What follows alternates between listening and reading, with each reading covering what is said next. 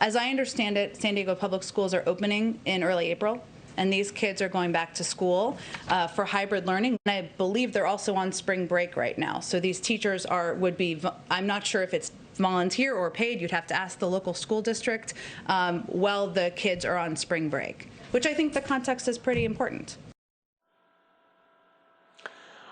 Oh, they're on spring break. Okay, that was White House Press Secretary Jen Psaki deflecting on the question on the situation in San Diego, where teachers will be providing in-person learning to the migrant children, while thousands of the city's public school students are still learning virtually. Their schools are closed. At least 82 of the 700 migrant girls staying at the San Diego Convention Center have tested positive for the coronavirus. That is a case rate of about 9%.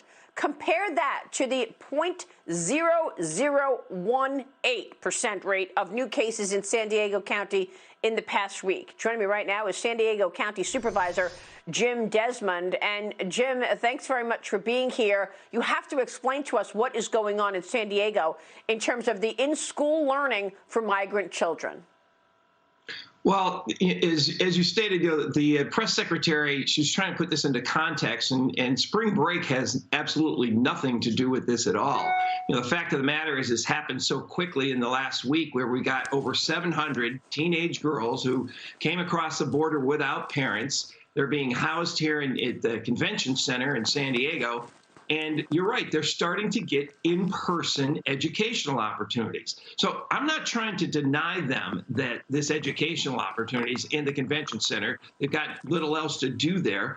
But the fact of the matter that because of our draconian lockdowns and restrictions by our governor, our own kids have not had the opportunity for in-person education. And yes, they will be starting at a limited basis on April 12th.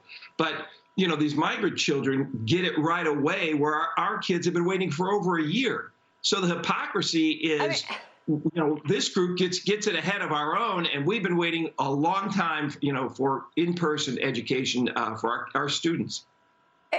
It's absolutely extraordinary. In fact, this entire agenda is extraordinary. Every day, another mind-boggling, extraordinary situation, Jim.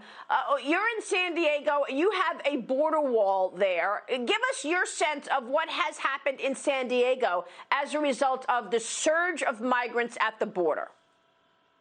Well, in San Diego, we do have a secure triple wall in a lot of areas along the border. Most of these kids are they're being flown in from Texas, and they're being bussed in from Arizona. So our border is not as porous as other parts of the border, but we are, feeling the influx. And the fact that these migrant children essentially are being housed here, and you're right, it's a big percentage of them that have COVID.